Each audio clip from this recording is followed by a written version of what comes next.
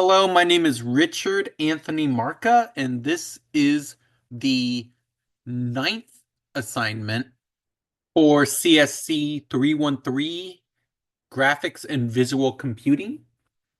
And this one is exercise 4.4-8 in the fractal terrain generation, where we introduce real-time terrain generation and modify the program to generate and render terrain in real time, rather than just saving it to an OBJ file and opening a new one for every time. So for this assignment, we actually had to get the class path itself to have a visual representation. And to be honest, I believe that was the hardest part of this, just getting this visually. But unlike the original code, this is a lot longer, maybe even 3 times as long as it originally is, 730 lines, but it does what it needs to do. So I will show you with this. If I go JVAC, you're going to see no errors, and it's on the side. It creates all the necessary files. There's a lot. But if I go to Java class path now, it's going to load here, and here we go. So once I click on this, it won't exit out. It will still show the screen. We have it so that we insert commands into the console. So 4 commands. The 4 commands are raise, lower, flatten, and exit to exit the program. So let's say raise. I want to raise by 120 for the X, 120 for the Z, and a factor of a big factor. I'll say 80. If I press enter, you're going to see it has risen from the middle. Pretty big circle. It's not terribly big, but you can see with the shading we added, which I will explain later in the Word document, you could tell that is actually risen. Now let's just say I want to lower it into area, make it somewhat of a donut shape. So if I do lower by 120, 120, and let's just go by a factor of 30. So it's a smaller circle. If I press enter, there, you could see it, at least on that side. You can't really see the side that's away from the light, but you can see that it has an area where it's lowered. Now, if I go to flatten, and let's just say I want to flatten at 100, 150, there you go. You have this area that's now cube-like flattened. So you got a little cube in this area now, where it's reset back to the bottom. And just to know that we can exit this, if I actually press X on the window, this is still open, and I can change the OBJ file. I just won't be able to visually see it. So if I want to exit, I type in exit, and now it terminated the program. So if I do clear, voila. And next I will show you the Word document and go more in depth with the code. And here is a more in-depth look in the code. One of my group members' main objective was to get this to work so we could visually see what happens. So as you can see, the class path for Java C and Java are different. And we decided to leave these as blue because these imports are from the book.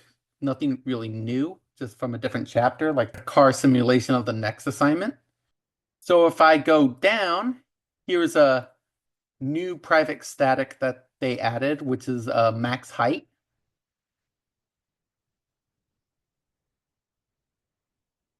And then if we go past inside the main argument, we will have these new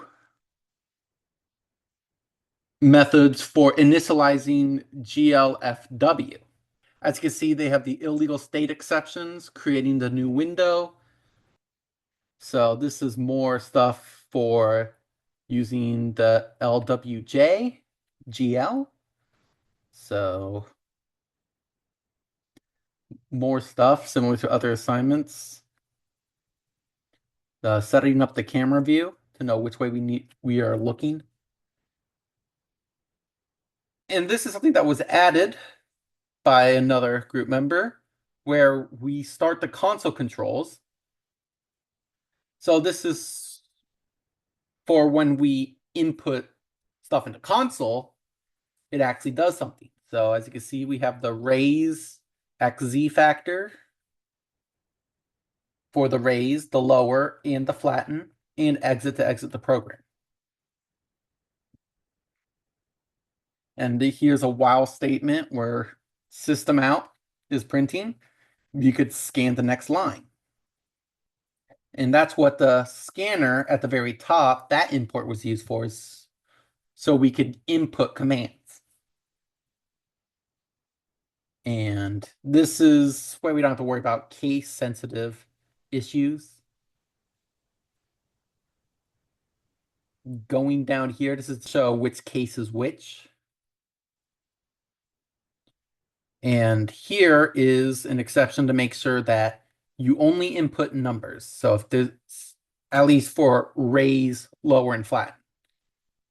So unless the word is exit, you must print out numbers, and it will give you a invalid command format printout error if you do. And then if you do exit, it closes the scanner.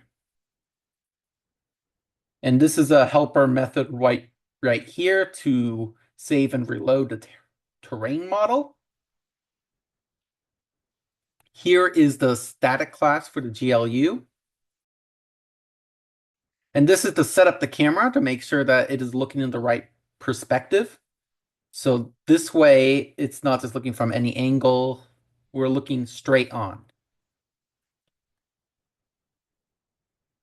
And here we have it able to load the identity and move back and up and then rotate downwards. This is setting up what angle it is. So the angle that we have looking is 45 degrees around the x-axis. And this is the simplex noise from the book. Nothing changed here. Calculate normals, we kept that the same.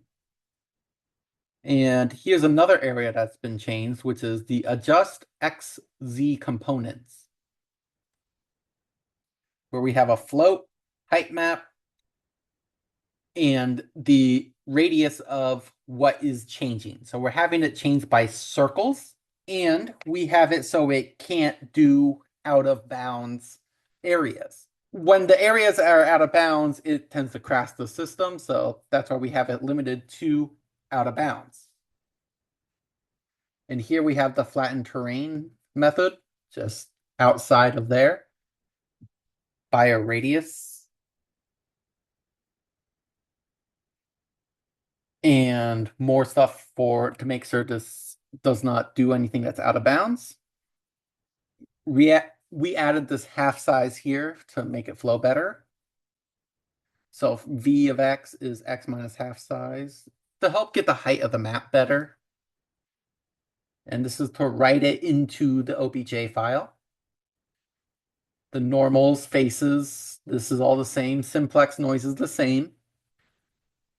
The gradient table initialization, which is static.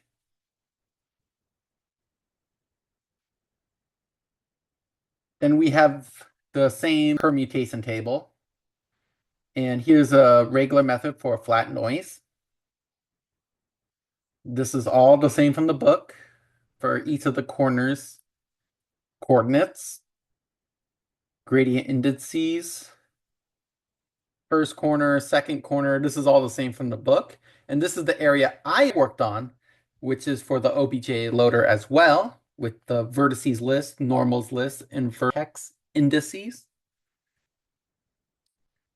And here's for the buffer reader, where it reads this new stuff into the object file. So we got the model. This is basically so the model is actually loaded. the list integers for normal indices, for the indexes, and the buffered reader to actually read the new file names. These tokens are for case V, VN, and F. This is to help make the lists into actual areas inside the OBJ files. And then this closes the reader. This is also good for when we are editing in real time. And this is to convert a lot of those lists to arrays. And here's just more stuff of converting it into an array. And it returns a new model, which is vertices array, normals array, and indices array. Static class from model, which has vertices, normals, and indices. And this is for it to be specific ones.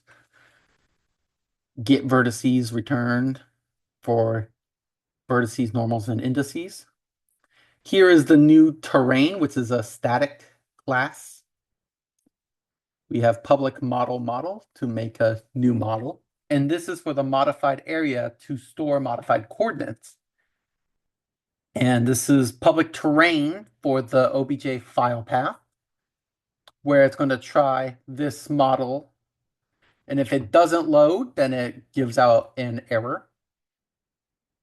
This is the method to set the modified area, so that is able to be modified. Public void render. So this is for the height map, where it enables lighting and smoothing. This is so we can actually see the changes. Light properties as well. Position, ambient, diffuse, specular, flip.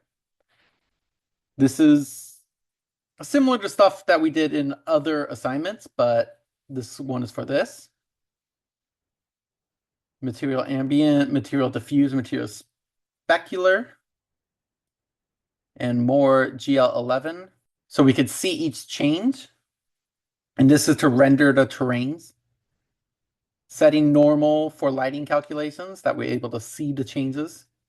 Getting vertex components. And then once it's done rendering, we disable the lighting so it's viewed better. And this is the area for the inner AHM positive. Calculate raise positive. So this is how it's able to calculate how much it's been raised. And these are added coordinates to the visited set and increased value in height map. So this is how we know where in the map it's being raised.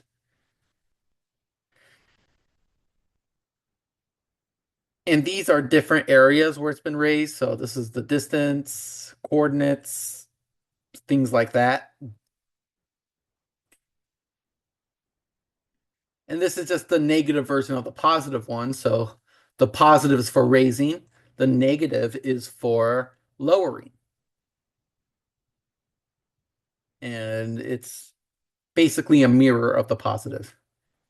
And this is a helper function that adds coordinates to the visited set and increases. So this is to help adjust the height map. And here is to make sure that the coordinates cannot be out of bounds.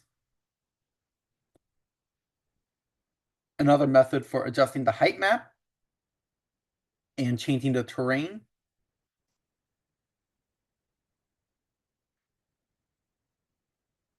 Another check to make sure the point is within bounds and within the circle radius. That way I can't make a circle in the corner and it goes out of bounds because it's a circle and it does it by the center of the circle. This is to clamp the height value to a valid range so it just can't go too high up.